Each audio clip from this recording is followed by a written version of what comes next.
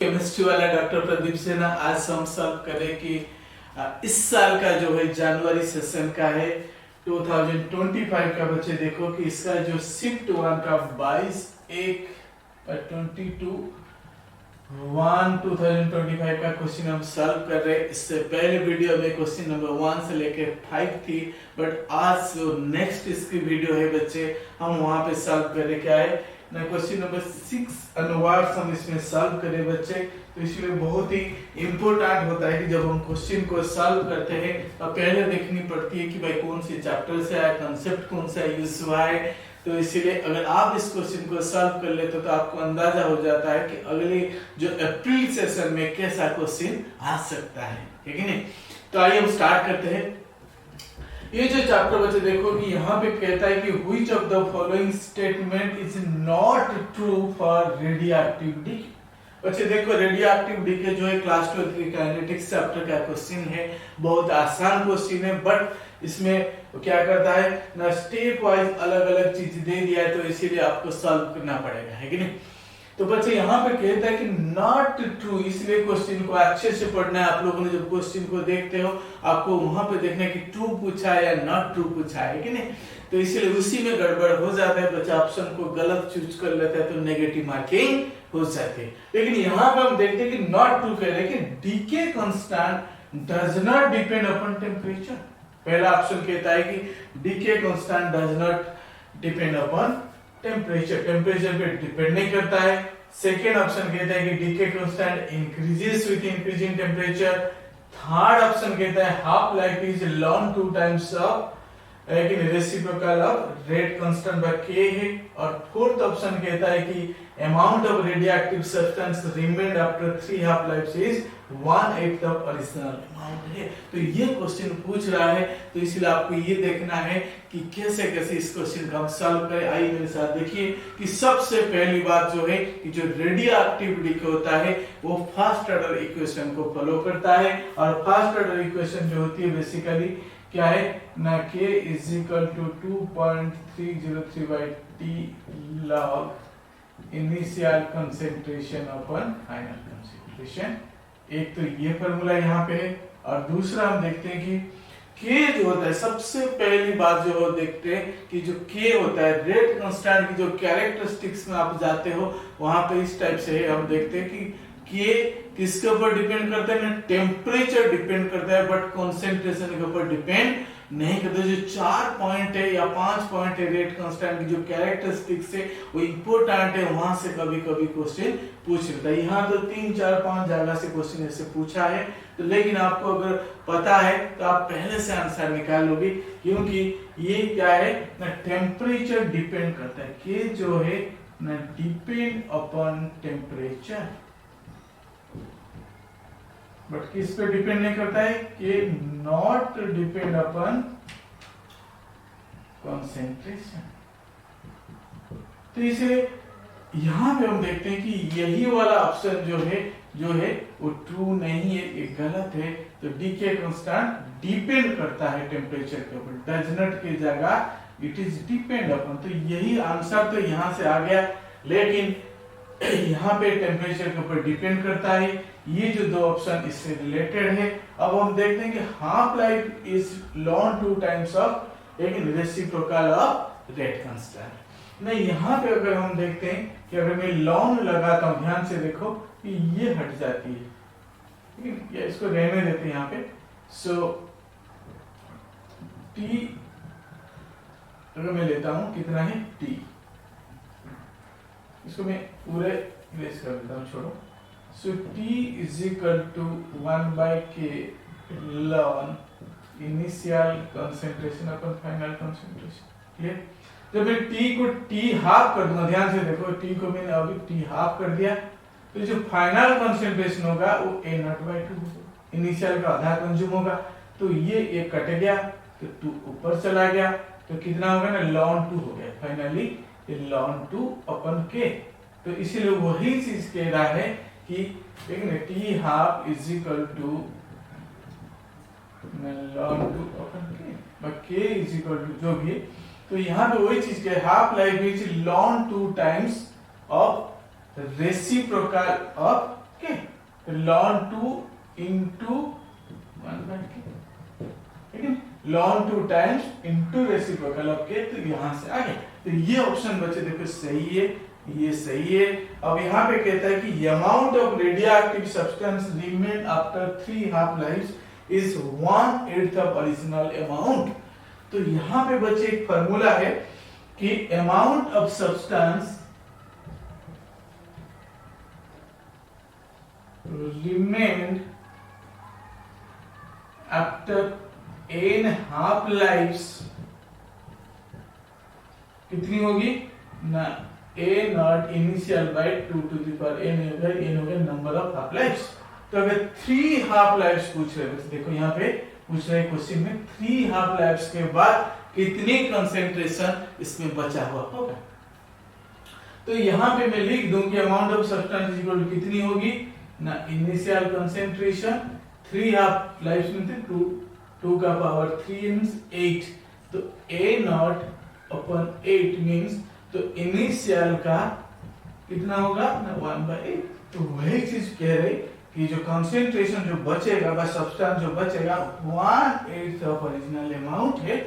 ये पक्का पूरा पूरा सही है, क्योंकि इस फार्मूला से हम देख लिए कि कितने सब्सटेंस n हाफ लाइव्स के बाद बचेगा ना, a naught upon 2 to the power n, लेकिन तो इस फार्मूला से अगर हम सॉल्व करते हैं कि 1/8 बच जाएगा।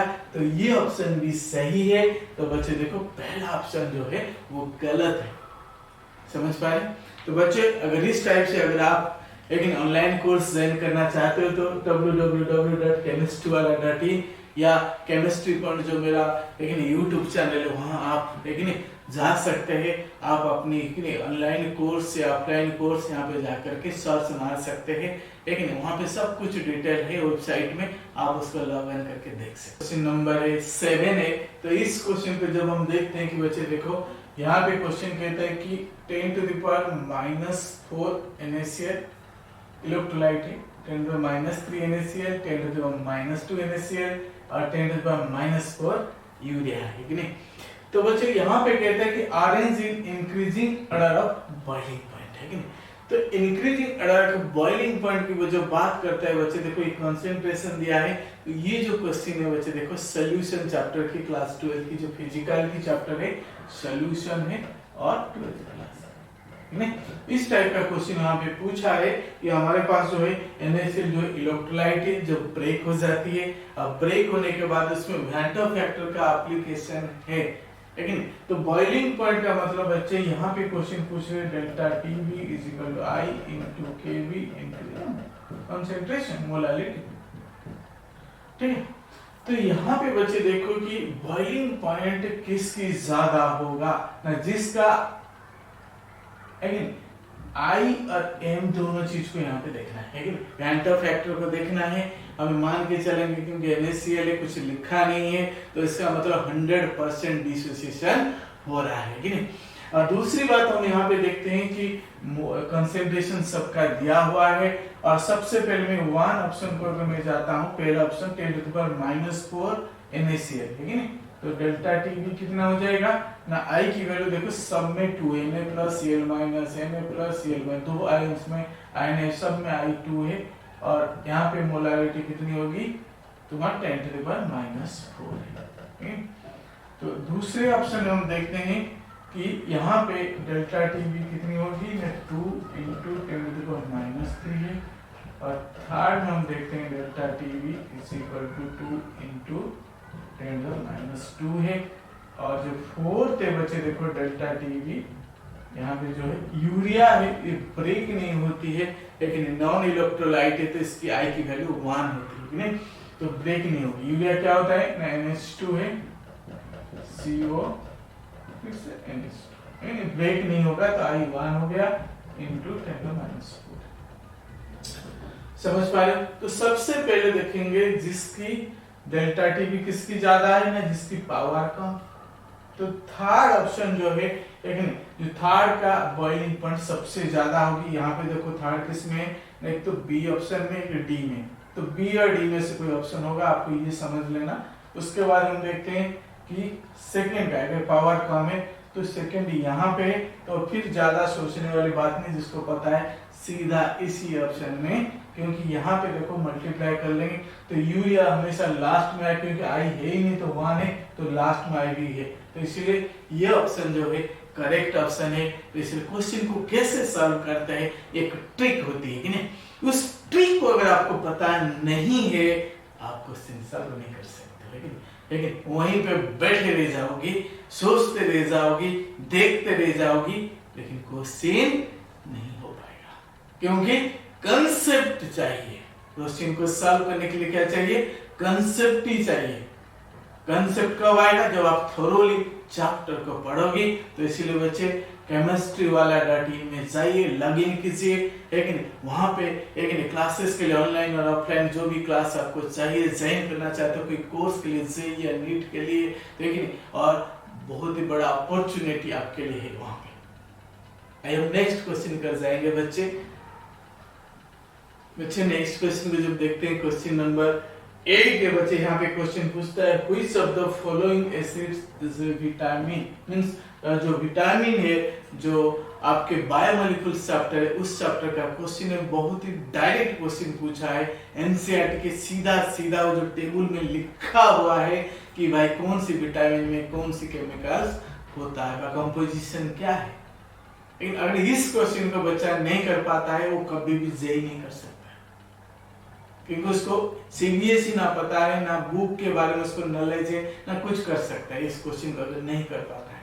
और ये डेली लाइफ से जुड़ा हुआ इतना आसान क्वेश्चन इस बार जेईई में पूछ रहे, लेकिन आप दंग रह जाएंगे देख करके कि क्या हो रहा है जेईई में। अब देखते हैं बच्चे, यहाँ पे क्वेश्चन नंबर 8 जो है बच्चे देखो, ये बायोमोलिक्यूल से आया है क्लास 12 की, लेकिन तो यहाँ पे विटामिन जो है 4 कंपाउंड न्यूक्लिक एसिड है, एंड आपकी जो है कार्बोहाइड्रेट से, प्रोटीन है, एक अमीनो एसिड और एक विटामिन से, ठीक है। तो उनमें से क्वेश्चन है विटामिन से, वो डायरेक्ट पूछ रहा है कि भाई विटामिन जो इनमें से कौन सा एसिड एक है ना, ये जो विटामिन। तो बच्चे देखो यहाँ पे साकारिक एसिड दिया, अस्पार्टिक एसिड दिया, एडिपिक एसिड दिया, अस्कॉर्बिक एसिड दिया।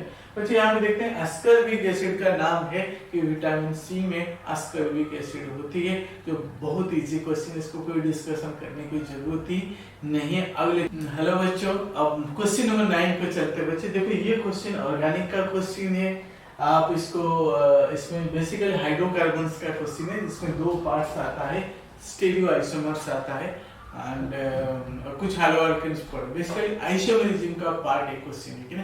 तो आइसोमेरिज्म बच्चे देखो कि एक तो स्ट्रक्चरल आइसोमेरिज्म होती है और स्टेरियो होता है। स्टेरियो में 2 तरह का आ जाते हैं, ज्योमेट्रिकल एंड ऑप्टिकल है। बच्चे देखो दोनों हो सकता है कि नहीं। अगर स्टेरियो का नाम ले रहा है तो देखो स्टेरियो आइसोमेरिज्म 2 टाइप्स की होती है। कितने टाइप्स के होते हैं ना? 2 टाइप्स के। तो एक हो गया ज्योमेट्रिकल है जिसमें सी स्ट्रैंड्स होगी, ठीक है, और दूसरा हो गया बच्चे ऑप्टिकल है जिसमें डेक्स्ट्रो और libero and D and L, ठीक है, राइट और लेफ्ट ना। तो बच्चे इसके लिए क्या चाहिए? डबल बॉन्ड एल्कीन में होती है, डबल बॉन्ड है, और इसमें कायरल सेंटर होता है कि नहीं, असिमेट्रिकल कार्बन। तो 2 चीज चाहिए हम, बट ये जो मॉलिक्यूल में दिया है एक नहीं। अब यहाँ पे देखो बच्चे डबल बॉन्ड है बीच में, तो अल्कीन हो गया। तो अल्कीन हो गया तो यहाँ से बच्चा फटाक से दिमाग लगा लेगा भाई ये ज्योमेट्रिकल आइसोमर्स हो सकता है। लेकिन अगर मैं यहाँ पे देखूं मैं सी है ना, तो यहाँ H आ गया, ये वाला H, और नीचे की तरफ CH, फिर CH3, OH ऐसे हो गया, और इधर हो गया H, इधर हो गया CH।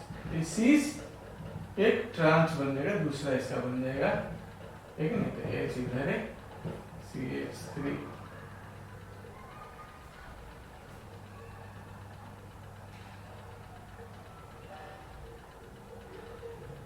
ट्रांस के लिए बच्चे देखो ये, सॉरी इसको मैं घुमा दो, थोड़ी जगह नहीं होगी, तो यहाँ थोड़ा दूर में बना दूं। इसमें ट्रांस के लिए जो बल्कि ग्रुप है तो CH, नीचे CH, ऊपर OH, यहाँ H, फिर यहाँ CH3, ये हो गया सीस, ये हो गया ट्रांस। तो 2 स्ट्रक्चर ये हो गया। और दूसरी बात हम देखते हैं कि ऑप्टिकल आइसोमेरिज्म बन सकता है क्योंकि यहाँ पे 4 डिफरेंट ग्रुप है। तो कैसे 4 डिफरेंट ग्रुप है, अगर मैं यहाँ से ड्रॉ करता हूँ कायरल सेंटर ये ले लिया, ये वाला कार्बन देखो कायरल सेंटर है, यहाँ पे जो मार्क कर रहा हूँ C है, ठीक है। तो इसके साथ एक H एक OH, एक H हटा जी, एक OH हटा जी, इधर CH3 हटा जी, इस साइड में देखो लेफ्ट में CH3, राइट में ये पूरा ग्रुप आ जाएगा CH डबल बॉन्ड CH और CH, ठीक है। ये कायरल सेंटर हो गया। तो ये अगर डेक्स्ट्रो माना तो उल्टा एक बन जाएगा लिवो है, एक तो 4 हो गया बच्चे। इस पूरी इसमें लेकिन इस मॉलिक्यूल का जो कंपाउंड दिया है इसका 4 आइसोमर्स हो जाएगा, 2 ज्योमेट्रिकल और 2 ऑप्टिकल, है कि नहीं।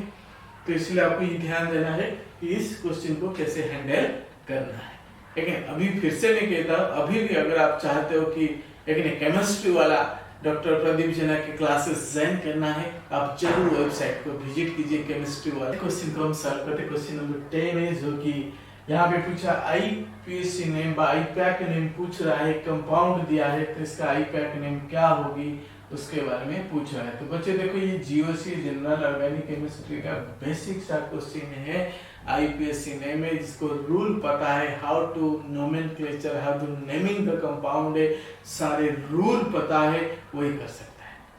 अगर आपको रूल ही नहीं पता है तो आप क्या करोगे, रास्ता में चलने के लिए भी रूल की जरूरत होती है, जैसे नेमिंग करने के लिए भी रूल की जरूरत होती है कि ना, आईपैक नेम के लिए। तो बच्चे देखो यहाँ पे जो कंपाउंड दिया है तो उसके लिए कौन सा करेक्ट ऑप्शन आपको चूज करना है।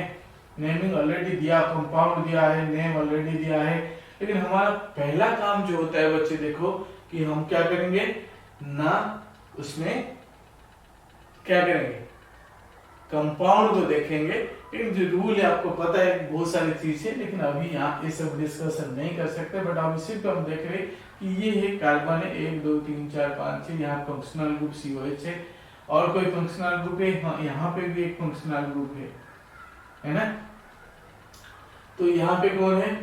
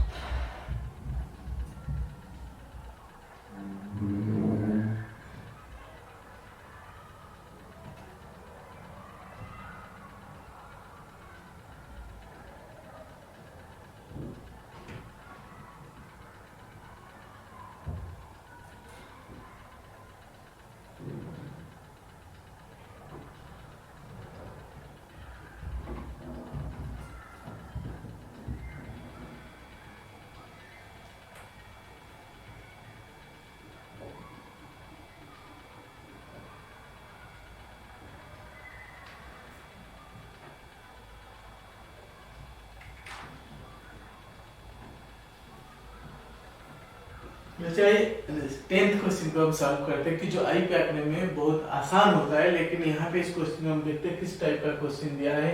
तो यहाँ पे देखो ये वाला जो कंपाउंड है आपके सामने है, और 11th का जीओसी से क्वेश्चन पूछ रहा है और ऑप्शन दिया है।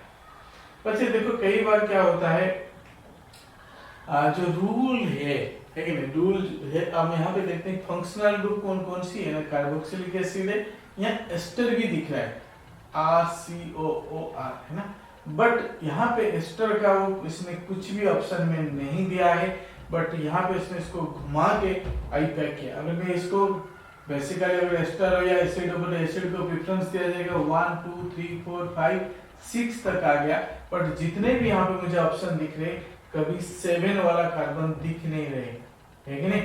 तो इसलिए मुझे क्या करना है ना, यहाँ पर मैं देखूंगा कि 6 में मिथोक्सी लगा दिया है, ठीक है। 6 में मिथोक्सी लगा दिया है और 6 में ऑक्सो भी हो गया, क्योंकि यहाँ पे अगर एस्टर होता, अल्काइल अल्कानोइड होता तो मिथाइल ग्रुप पहले आ जाता, लेकिन तो बाकी सब कुछ होता। तो बट ऐसा कुछ भी नहीं दिया है, तो इसीलिए हम क्या करेंगे ना, तो 6 में मिथोक्सी दिया है, मिथाइल ऑक्सीजन, और 6 में ऑक्सो दिया है, लेकिन और 2 और 5 में 2 मिथाइल ग्रुप दिया है, 2,5 डाई मिथाइल हो गया, और एक हेक्सानोइक एसिड यहाँ से हेक्सान 6 कार्बन यहाँ। बट ये थोड़ा सा रूल के बाहर है, लेकिन हम क्या करेंगे, मजबूरी में ऐसा नेमिंग करना पड़ता है, क्योंकि जो एस्टर यहाँ पे दिया है उसके अकॉर्डिंग कोई भी ऑप्शन नहीं दिया है, तो इसलिए हमारा मजबूरी है कि हम इसी के अकॉर्डिंग, लेकिन जो ऑप्शन ये देख रहे हो ये इसकी राइट होगी, क्योंकि और कोई हमारे पास क्या है, ऑप्शन नहीं है। इसलिए बच्चे मेरे